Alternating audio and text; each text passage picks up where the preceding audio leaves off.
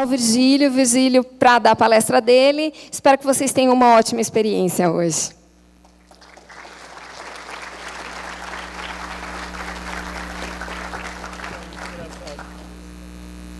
Bom dia, tudo bom?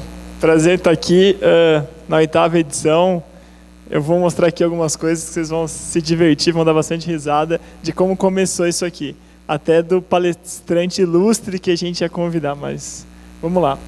Basicamente, pessoal, acho que um pouco da minha história pode resumir numa frase essa daí. Acho que só queria colocar conhecimento em prática. É a coisa que eu mais queria desde criança, que pode ser atestado por algumas perguntas que a gente fazia. Acho que meu pai, coitado, minha mãe também, tinham que responder sempre um cara super chato que perguntava como tudo funcionava. Eu não lembro se vocês já devem ter... É legal estar falando para vocês, já devem compartilhar um pouco desse sentimento de desmontar as coisas. Vocês faziam isso ou não? Gostavam? Desmontar carrinho era a coisa que eu mais fazia. Meu pai proibiu a compra de maquetes, só podia comprar maquete de marca ruim, assim, porque sempre eu ia desmontar e fazer crash test, jogar lá de cima da casa para ver o que acontecia. O que acontecia era prejuízo para o meu pai só. Bom, então era uma coisa que a gente sempre se perguntava, e tudo que eu ia ouvindo, eu falava, pô, será que dá para aplicar? Será que vai funcionar? Vamos testar e ver o que acontece. E os testes eram bem interessantes, desde carrinho de rolemã, não sei se alguém brincou ainda disso, até depois, mini bug, walk machine, cavalo, tá? Coitado, meu pai teve como é que chama? A minha infância, ele teve altas emoções com isso. Já me quebrei algumas vezes já. Bom, aqui é uma foto que mostra bem isso, coloquei, apesar de contar contra mim aqui, mas era um pouco mostrava um pouco o meu prazer de querer colocar conhecimento em prática, contar história. Meu conhecimento que estava lá é a história do gibi. Eu queria contar para todo mundo essa história, só que eu tinha um problema. Aos 3 anos de idade, eu não sabia ler. E o que a gente fazia?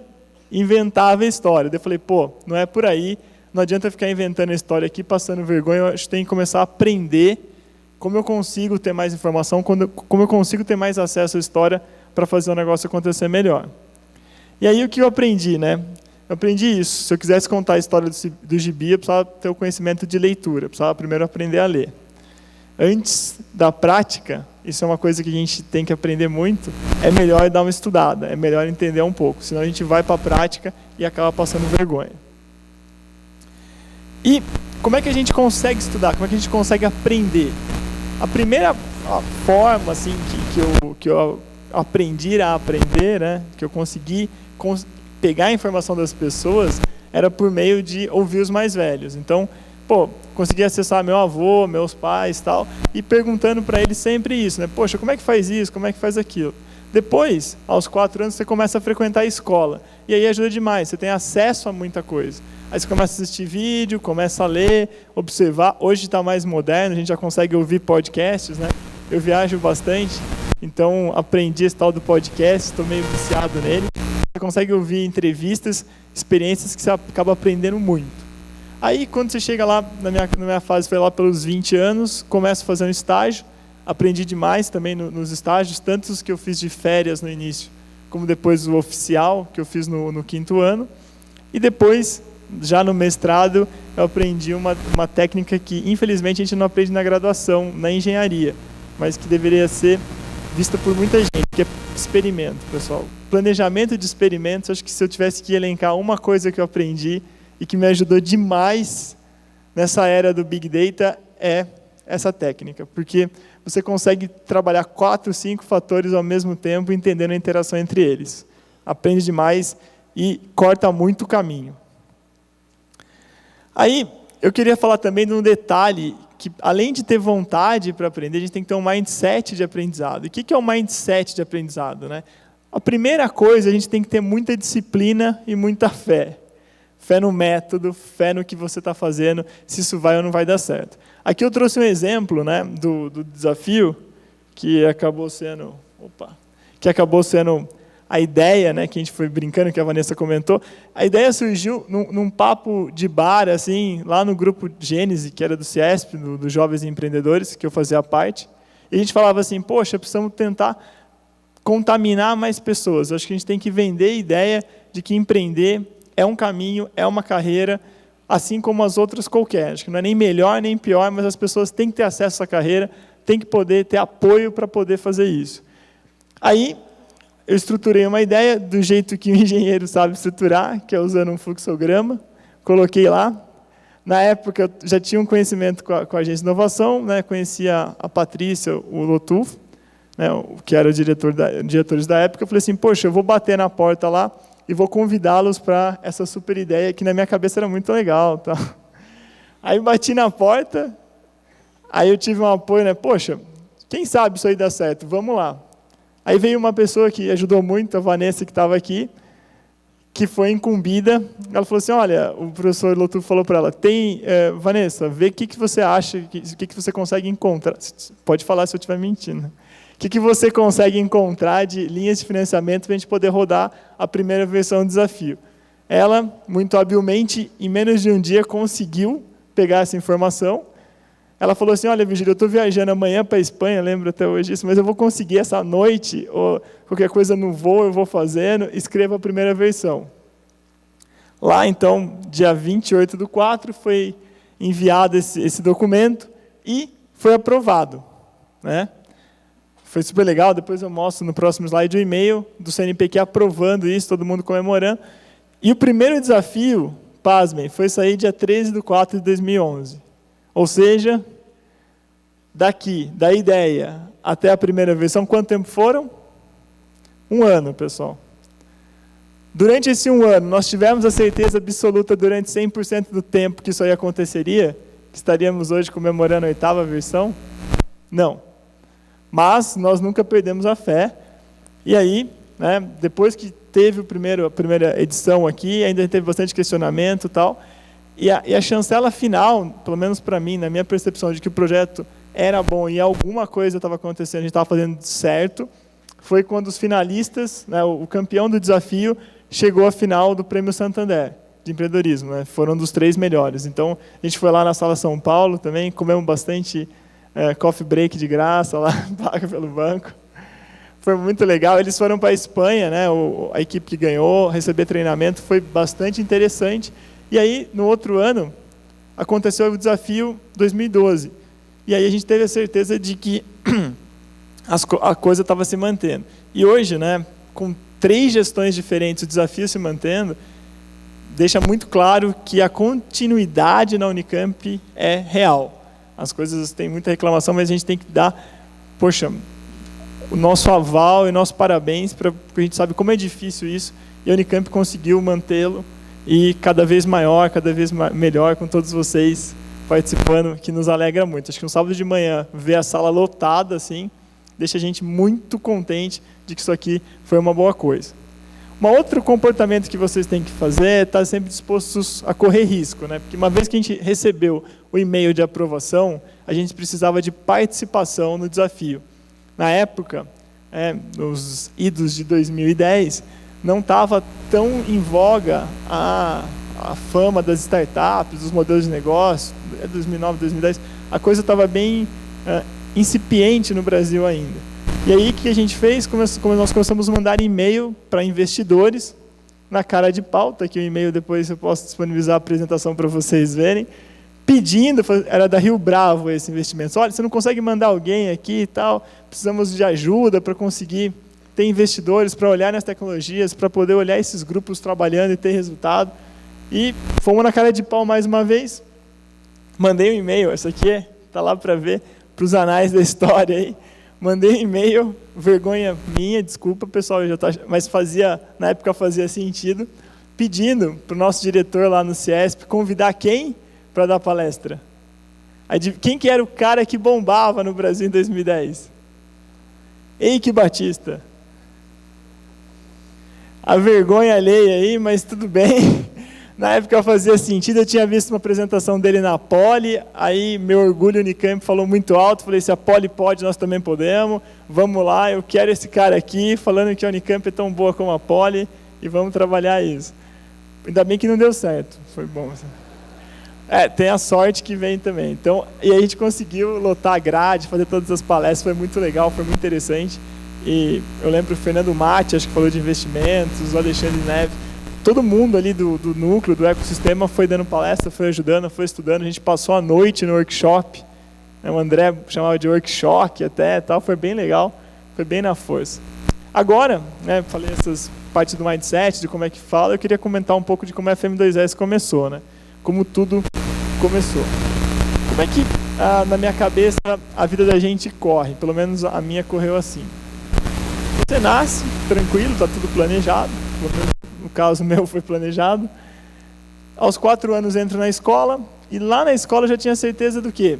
Que até meus 17 anos, minha vida ia seguir no plano que eles tinham criado para mim.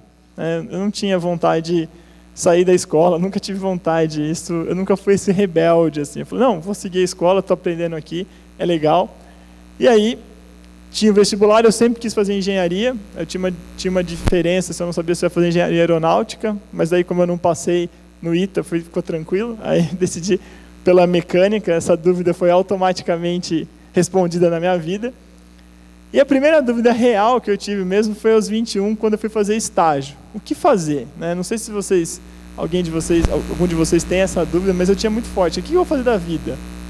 Eu vou seguir carreira acadêmica, que eu gosto, mas eu vou deixar de trabalhar, o que eu vou fazer?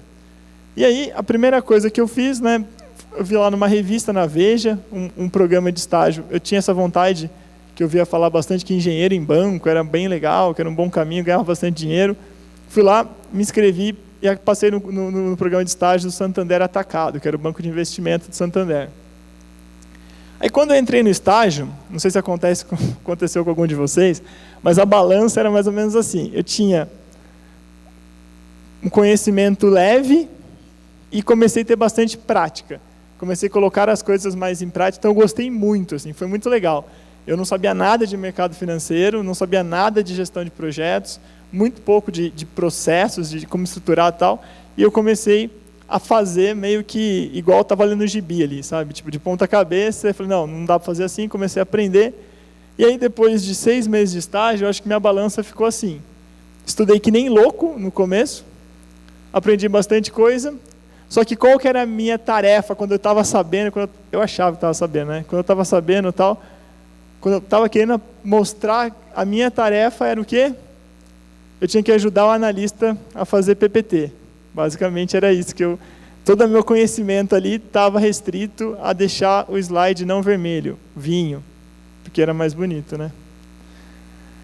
Então, quando você tem alguém que está estudando, está se esforçando, está lendo, e dá para ele, isso a gente aprendeu na FM2A, a gente não faz isso, e você dá para ele trabalho chato, resumido a fazer PPT e fluxograma, o que acontece? O cara pede a conta, né? Eu fui lá, no alto da minha ignorância, falei, nossa, eu sou bom demais para estar aqui, eu sou um cara muito ninja, tal, tenho muito conhecimento, eu vou sair de lá, fui lá e pedi a conta. E aí foi o meu primeiro choque com a realidade. Falei, vou pedir a conta, vou montar uma empresa, meu pai é empreendedor, eu quero mostrar que eu também sou, tal, isso é genético, na minha cabeça. E aí veio o primeiro choque com a realidade, que eu sabia um pouco de gestão de projetos, de mercado financeiro, fluxograma e melhoria.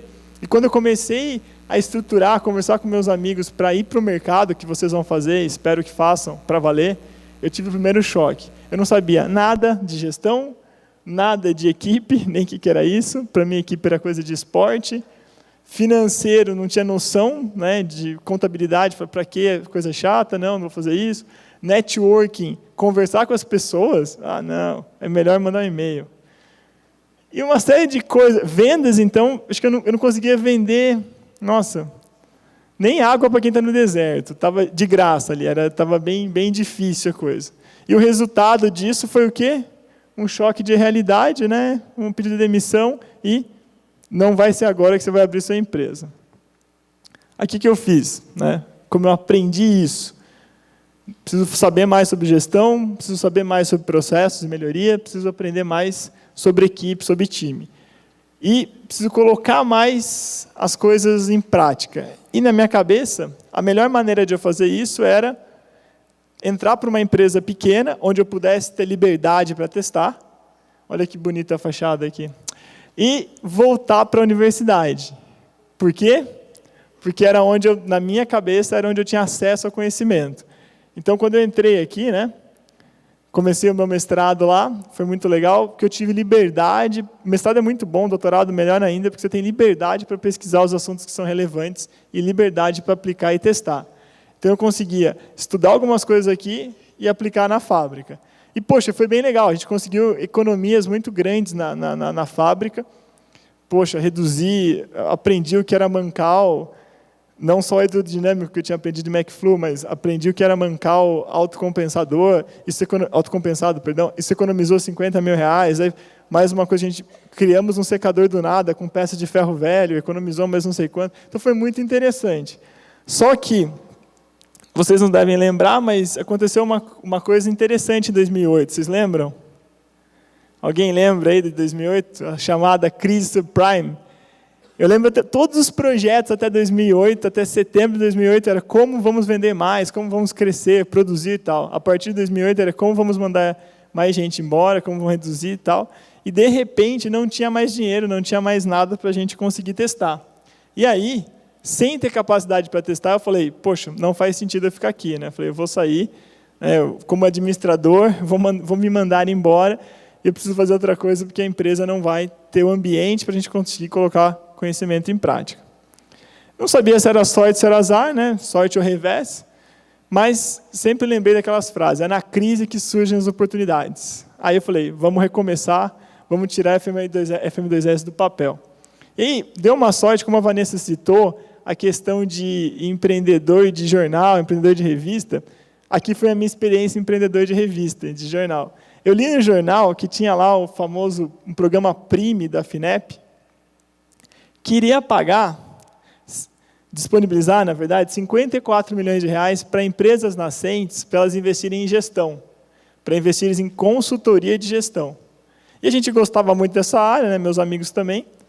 A gente falou assim, poxa, tem R$54 milhões aí para a gente aproveitar e começar a pegar 3, 4 clientes, aí que tem 30 mil, aí, ó, se a gente pegar 3 clientes, são R$90 mil, e a gente já vai conseguir faturar mais, ganhar mais e tal. E aí falamos, vamos nessa? Vamos. E começamos com tudo. Com tudo, para a nossa época e para o nosso conhecimento, era o quê? Montar um site. Não é começar com tudo, tá? A gente aprendeu isso também. Então, a gente foi lá, criamos um site, montamos uma equipe. A equipe era... Sabe aqueles amigos seus que você se dá bem na graduação? Era essa a minha equipe. Falei assim, o que vocês estão fazendo? Estamos odiando o nosso emprego. Falei, pô, que maravilha, tem aqui a chance de vocês ficarem ricos. Só que não, mas beleza, aí foi. Nós nos achávamos 4 profissionais altamente capacitados com 25 anos, olha, não de experiência, de vida, tá? Nós tínhamos 2 anos de experiência, olha, muito experiência. Todo mundo ia querer comprar a consultoria da gente. Pós-graduação, nossa, isso era um negócio, ninguém tinha isso, né? Só 90% só. Né? E o mercado de 54 milhões para explorar. Demorou 2 anos para que nós conseguíssemos atender uma empresa desse programa, e nós atendemos por meio de subcontratação. O cara lá que conseguiu pegar o contrato de 30 mil, subcontratou a gente por 4 em cada empresa que ele pegou, para poder atender. E o mais legal, o primeiro cliente nosso, sabe qual foi esse de 4 mil? Uma empresa de tecnologia, era um salão de cabeleireiros. Por quê? Porque a ideia de tecnologia que foi apoiada pelo Prime, o cara desistiu dela, falou, isso aí não vai dar certo, então vocês me ajudam no salão de cabeleireiros que eu tenho, em Guarulhos. Foi muito rico a experiência, assim. E aí, o que a gente tinha descoberto? Que o mundo real, as pessoas que escreveram os projetos, condicionaram o pagamento delas a ganharem, fizeram uma venda casada. Mas não pode isso, tá? Não pode várias coisas, tá? E a gente acabou aprendendo que a vida real e a vida que eu achava que podia não era um pouco diferente.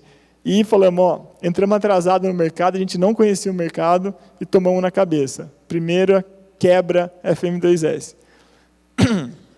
A gente aprendeu que o que a gente sabia nos outros mercados não era garantia de sucesso no próximo negócio, no próximo mercado. Né? O que eu aprendi em A não é garantia de sucesso no que eu aprendi em B.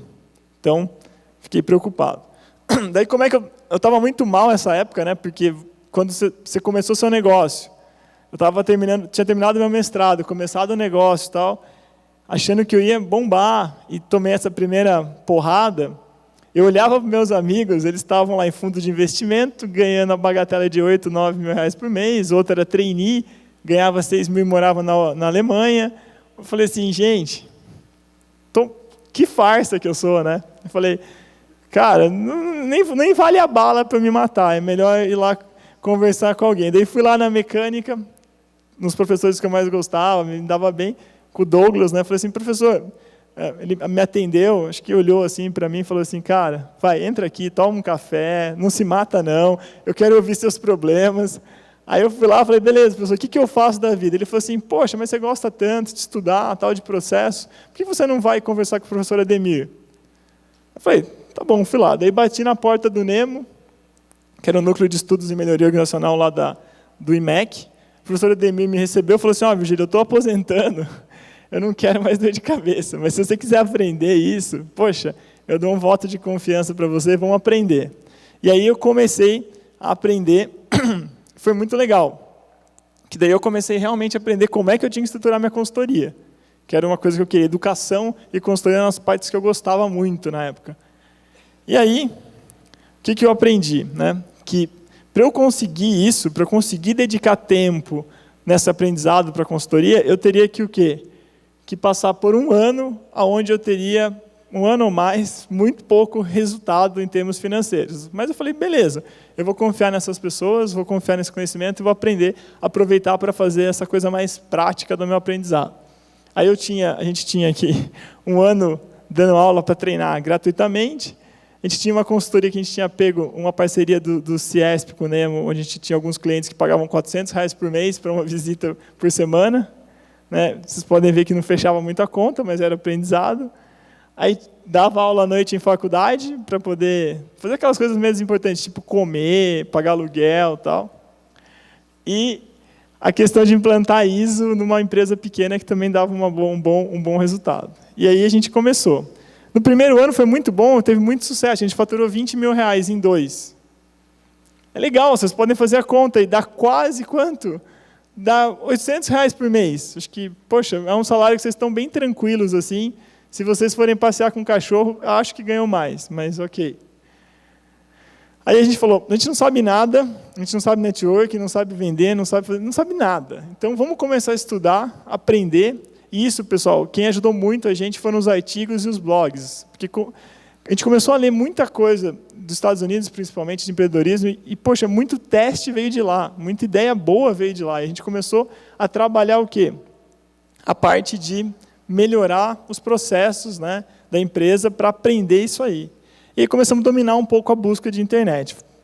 Com isso, a gente viu uma luz no fim do túnel, porque no segundo ano entraram R$120 mil na empresa. Falou, peraí, de 20 para 120, estamos conseguindo comer agora. Até a gente deixou de comer no bandejão, né, começamos a comer no iFish, não tem mais, mas era o iFish, era R$10 o prato, a gente estava rico. 5 vezes mais gastando em comida. Terceiro ano, R$600 mil. Quarto ano, eu falei, vou sair da empresa. Eu falei, por quê? Você está louco? Não, não é. Por que eu saí da empresa? Porque eu entendia que tinha alguns conceitos-chave que a gente precisava aprender e eu não tinha aprendido ainda. A gente parecia muito mais um conjunto de especialistas trabalhando, dividindo a mesa, do que uma equipe. A gente tinha muito pouco conhecimento para botar em prática, testar, faltava gestão da rotina. Rotina era zero, eu nunca gostei de rotina, tá? Odiava aquele negócio de ficar olhando, vendo, fazendo checklist, nunca gostei disso. Eu gostava de grandes projetos, grandes sacadas, tal, e estava muito limitado, né, por não saber isso e focado em 2 produtos apenas. Eu falei, poxa, se eu continuar assim, a empresa não vai chegar onde eu estou sonhando, onde eu quero que ela chegue.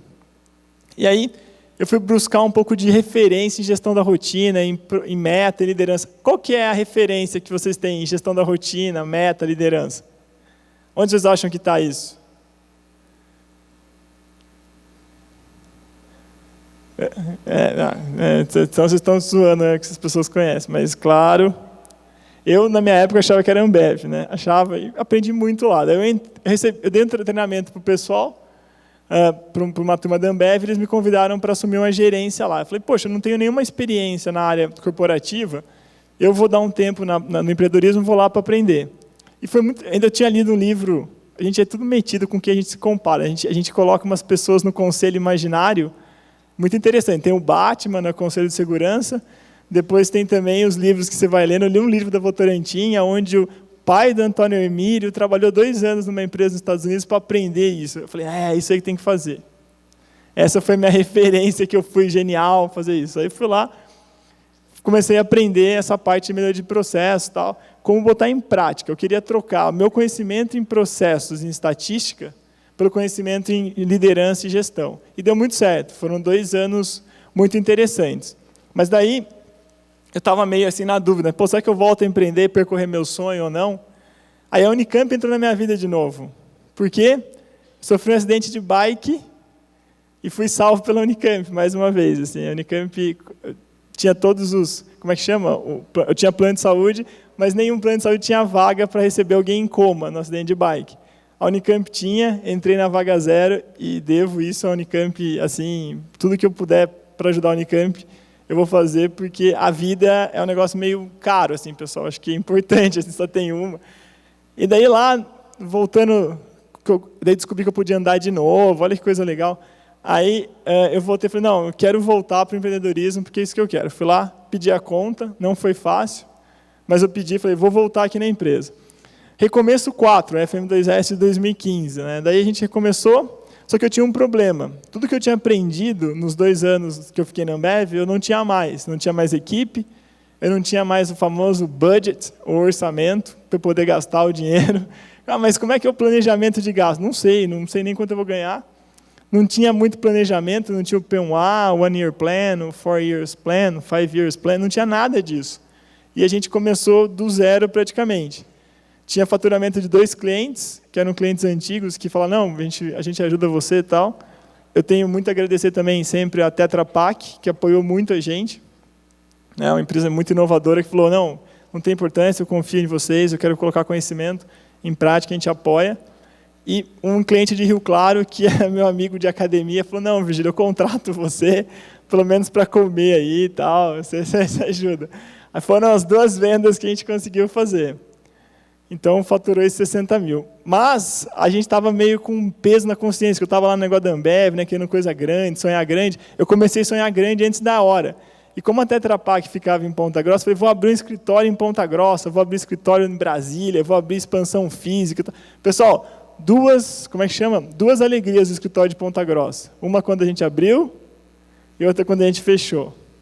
Foi rápido, a gente abriu em outubro, fechou em março. Foi muito legal. Eu tenho as cadeiras do escritório ficaram espalhadas pela família. Tem na casa do meu irmão, do meu pai, no sítio, está tudo lá. Acho que foi para não dar baixa no ativo, a gente pegou e distribuiu. Mas foi um modelo que a gente não testou. Como vocês, cuidado com isso. A gente não fez um MVP.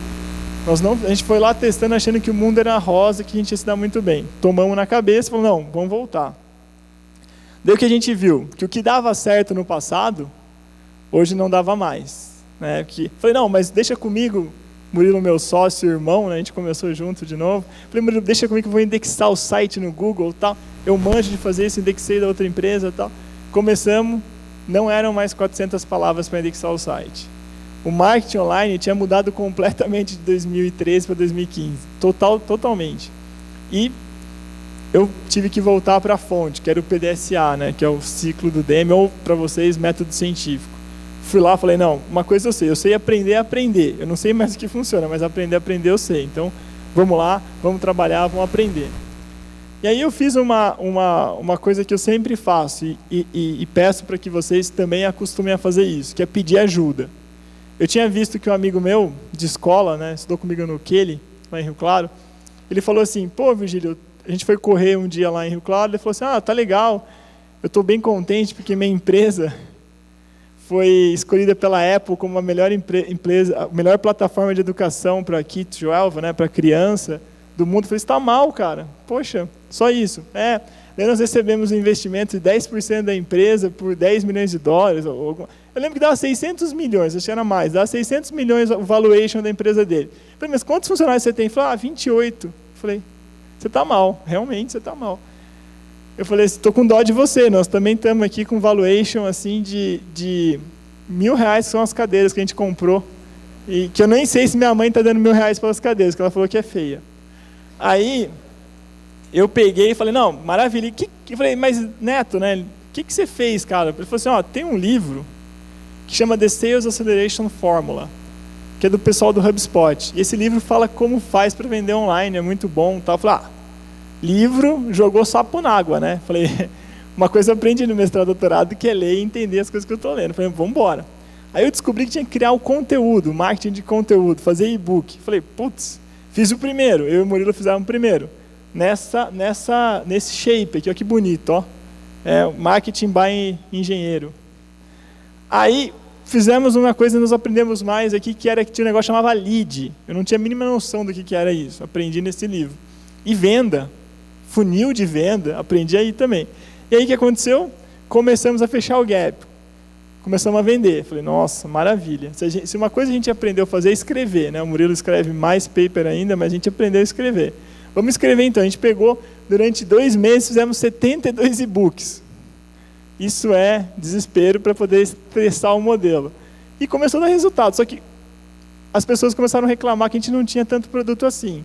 E aí nós fomos fechar o outro gap nosso, que eram os produtos, né?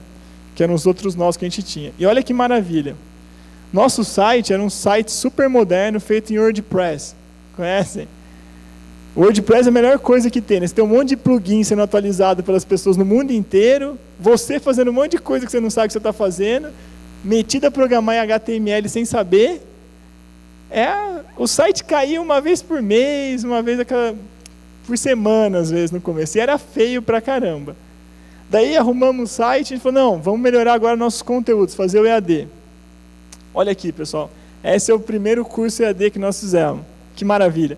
O Murilo foi dar um curso, né, num hotel, se filmou com o webcam, gravou sem microfone, sem nada, com o webcam, e fez essa maravilha aqui, ó. Aí eu falei, não, cara, temos que fazer isso, botar isso no ar. Ele falou, não, você está louco, colocar isso no ar, que vergonha. Eu falei, não, bota, é o nosso MVP, né? Já tinha aprendido os termos na época. É o mínimo produto viável. Colocamos no ar, 3 meses depois deu R$50.000. Falei, opa, peraí, tem coisa aí. Aí fomos lá, investimos, já fomos para o fundo da casa da minha mãe. Evoluímos pra caramba. E já tinha até... Como é que é? After Effects. Nós mudamos aqui do Movie Maker, que vocês devem fazer convite de festa, tal, aniversário de criança, a gente mudou para o After Effects. Aí, poxa, continuou aumentando, tal, a gente já estava em 120 mil, poxa, vamos lá, compramos câmera, aí a gente já contratou profissionais para edição e tal, aí lançamos o primeiro software, e aí colocamos agora muito melhor, com equipe, com roteirista, com isso. Gente, aí chegamos em 420 mil de faturamento nessa área de educação, mas no primeiro ano, mas comecem. Não travem pela paralisia, pela perfeição. E os resultados vieram, né? Que é um resumo dos resultados da FM2S. Primeiro ano, 60 mil, a gente tinha 30 alunos, olha que beleza. Praticamente as pessoas do bairro, né? Do condomínio, perdão. 2 funcionários, eu e o Murilo. Aí, o ano de 2016, a gente viu que tinha alguma coisa, né? A gente conseguiu faturar 420, 6 mil alunos, a base era maior, 4 funcionários.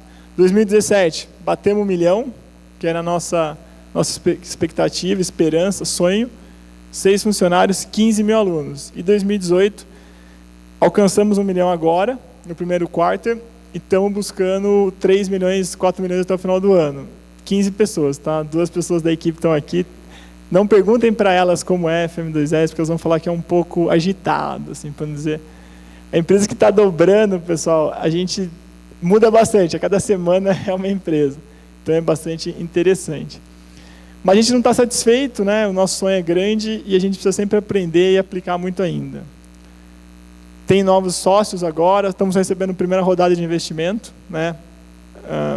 Acho que vai acontecer ainda no mês de abril, é o primeiro aporte. Estamos desenvolvendo uma nova plataforma, estamos planejando, a gente já conseguiu ir para a Colômbia, estamos preparando a plataforma para ir para México, Chile e tal. E estamos com um desafio muito grande que a gente queria só convidar vocês, né? Quem quiser estagiar numa startup, posso fazer meu jabá aqui, né? Quem quiser estagiar numa startup muito louca, assim, que tá crescendo bastante, tem vagas abertas de estágio.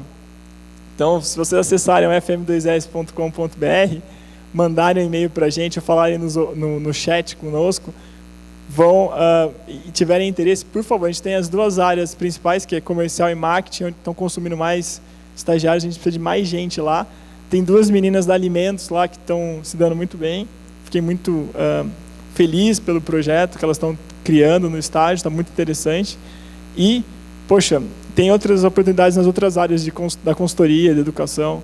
Por favor, se tiverem vontade de trabalhar numa startup para ver como é que é. E nós estamos no Parque Tecnológico da Unicamp, né? Melhor ainda. E uma certeza que eu aprendi e queria deixar para vocês, para o desafio, é o seguinte: adquirir conhecimento, né? Ler, procurar, se informar. Adaptar o conhecimento à realidade que vocês estão vivendo aqui, no Brasil, onde vocês vão colocar.